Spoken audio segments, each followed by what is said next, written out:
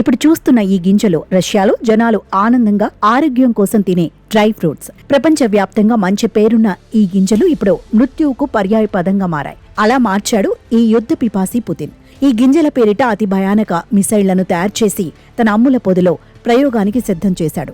దీని వేగం అనూహ్యం, దీని లక్ష్యం అమోఘం. ప్రపంచ యుద్ధ చరిత్రలో ఇదో అనివార్య విషాదం అనే చెప్పాలి. పుతిన్ ఆకలి అలాంటిదే. అసలు సంగతికొస్తే రష్యాలో దొరికే హేజిల్ నట్ అనే డ్రై ఫ్రూట్ మొక్క పేరిట ఈ క్షిపణికి ఓరెంజిక్ అనే పేరు పెట్టారు. ఈ హైపర్సోనిక్ బాలిస్టిక్ మిసైల్ ధ్వని వేగం కంటే 10 రెట్ల వేగంతో ప్రయాణించగలదు. అందువల్ల దీనిని అడ్డుకోవడం దాదాపు అసాధ్యం. రష్యా వర్గాలు వెల్లడించిన వివరాల ప్రకారం 5,000 కిలోమీటర్లలోపు ఉన్న లక్ష్యాలను ఈ క్షిపణి అత్యంత ఖచ్చితత్వంతో ఛేదించగలదు. ఒకేసారి ప్రయోగించి పలు లక్ష్యాలను ఛేదించేందుకు వీలుగా వీటి వార్ హెడ్లను అభివృద్ధి చేసినట్లు తెలుస్తోంది.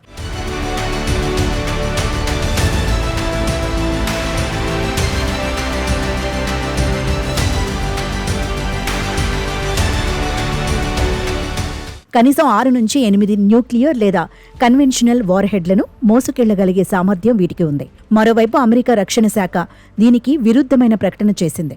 గురువారం రష్యా ప్రయోగించిన క్షిపణి మధ్యంతర శ్రేణి మిసైల్ కాదని, రూబేస్ ఇంటర్ కాంటినెంటల్ బాలిస్టిక్ మిసైల్ అని వివరించింది. ఈ విషయం ప్రయోగానికి కొద్దిసేపటికి ముందే తమకు తెలుసని పేర్కొంది. క్షిపణి దాడి జరిగిన వెంటనే రష్యా తమ భూభాగంలోని నిస్రో నగరంపై రష్యా ఖండాంతర మిసైల్ను ప్రయోగించినట్లు ఉక్రెయిన్ ఆందోళన వ్యక్తం చేసింది. అయితే దీనిని మాస్కో ఖండించింది. 5,500 కిలోమీటర్ల కంటే తక్కువ దూరంలోని లక్ష్యాలకు వీటి అవసరం ఉండబోదని చెప్పింది. ఉక్రెయిన్లోని పలు కీలక భూభాగాలు రష్యా సరిహద్దు నుంచి చాలా సమీపంలో ఉంటాయి. ఒకవేళ రష్యా ఈ తరహా క్షిపణులను ప్రయోగిస్తే భారీ స్థాయిలో నష్టం వాటిల్లే అవకాశాలు కనిపిస్తున్నాయి. అందుకే తమకు అమెరికా మద్దతు ఉందని గాంభీర్యాన్ని ప్రదర్శిస్తున్నా లోలోపల మాత్రం ఉక్రెయిన్ భయపడుతోంది.